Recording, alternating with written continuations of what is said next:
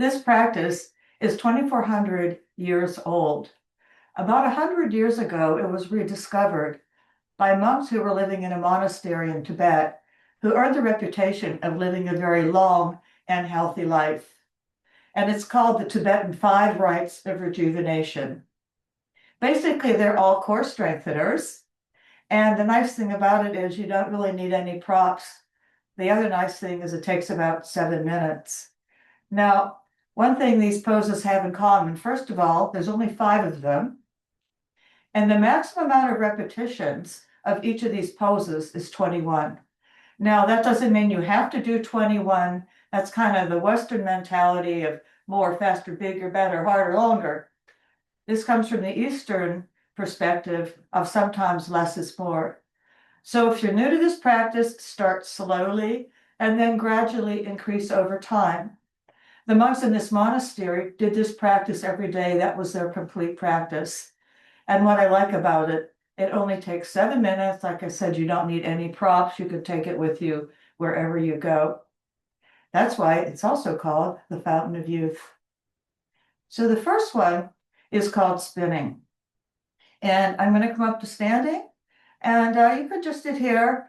I want to explain why I don't teach it. So this pose begins standing, and it's called spinning. You take your arms out to the side, focus on something in front of you that's not moving, and you spin around going clockwise. I just hit the wall with your arms straight, 21 times going around. The other way, if you don't do the spotting, you could take your arm out to the side and look at your thumb and then spin around that way. Again, that would be 21 times. So why I don't teach that is when I was teaching in a larger class and we started off spinning, one person spun right off the mat and hit somebody beside her. The other person spun off the mat and landed on her head. So because we are doing this on video and I can't see you, we're just not going to do that. I'll meet you down on your mat.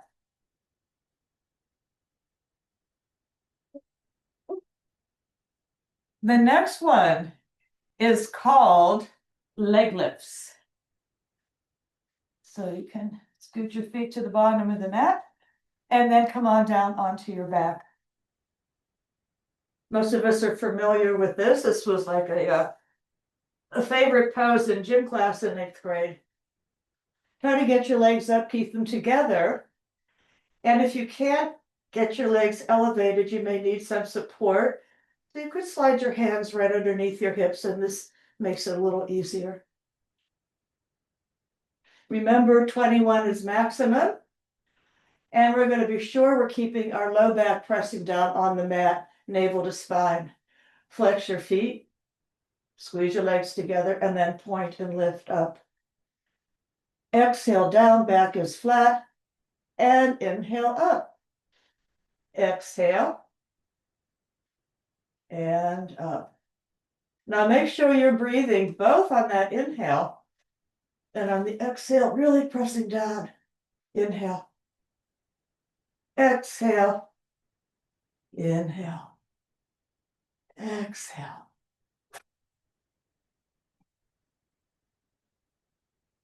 And we're doing this through our mouth. Inhale.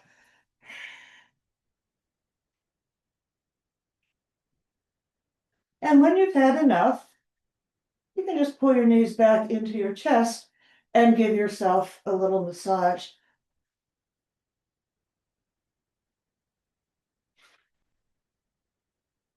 And take your time, especially in between the sets that you're doing.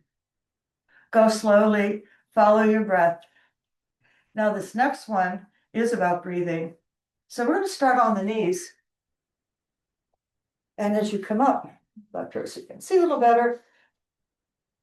On the sideline of the body, you're going to be straight from here down like you have a back brace on, or you're made of metal or marble all the way down to your knees. On the inhale, you're going to roll your shoulders back, tongue behind your teeth, and then exhale, shoulders shrug. Inhale, Inhale. So what I often see, first timers, they're doing this. Now you have to keep this metal corset on or you're made of marble. Make sure you're taking a big inhale. And as you keep your tongue behind your teeth on that inhale, your throat will stay open.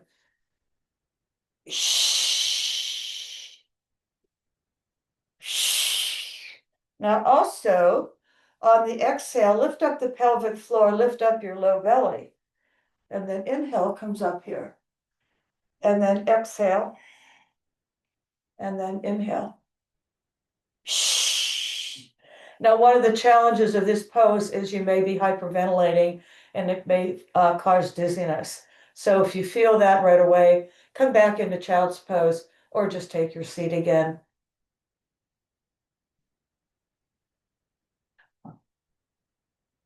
Now the next one, start on our seat again. Have to shake out the legs in front. These are called tabletops. Again, I was thinking most of this practice is like 8th grade gym class. Take your arms behind you, and I think the biggest challenge may be for wrists. If you can't straighten your arms and get the heel of your hand down, that can be uncomfortable. You'll be all like this. What may help would be to roll your mat up, and they do have slant boards you can buy online, or you could also take some kind of a prop or a towel, and that gets rid of some of the pressure on your wrists. Okay, take my legs hips width apart, walk my feet in, lift up my hips, inhale, exhale down. Now this time the breathing is both in and out through your nose.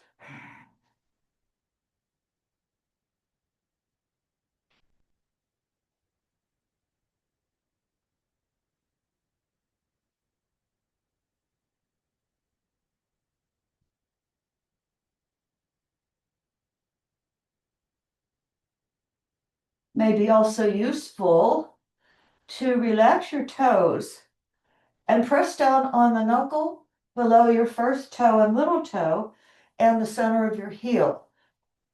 And see if that forms a diamond shape, a triangle, and then squeeze that together, and that will engage your arch. And then when you've had enough, just come back and take your seat again.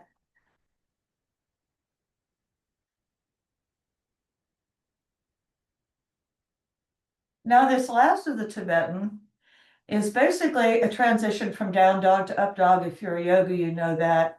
And this is really good for your back and your hips as well as your core. I'm going to give you two modifications of this. First, I'll just demo what the up dog and down dog is, and then I'll demo the modifications, and then you can decide, and we'll proceed with 21. From down dog, fingers wide, hips lifted, and come back to down dog. Bend your knees, keep pressing the floor away with your arms until they're straight. Lift up your butt, maybe pedal your feet a little bit, stretch out your ankles and your feet. Lift and lower, and then we're going to lift and shift right into up dog. Inhale. Now put the brakes on, pulling your navel back to your spine. So this is the one variation. If you're not ready to that, or you're new to this practice, start in child's pose and come up and the same thing, and then go back. Inhale. And exhale.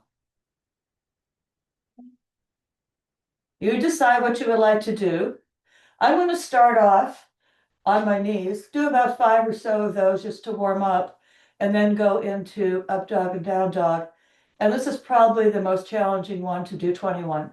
So take your time, go slowly, and when you've had enough, come back into child's pose. Inhale. Navel to spine, and then exhale back. Inhale. Widen through that collarbone in either of these two variations. Shoulders away from the ears, throat open.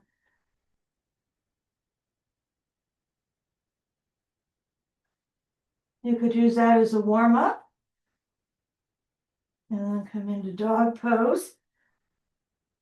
Continue.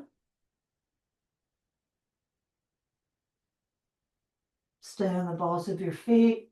Navel to spine, widen collarbone. Shoulder tops away from your ears. Inhale.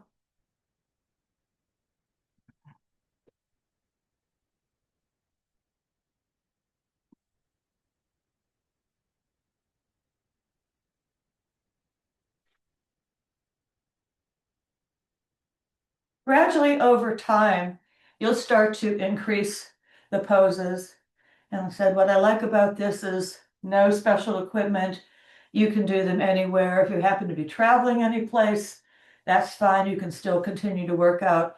And the best part is the maximum take 7 minutes.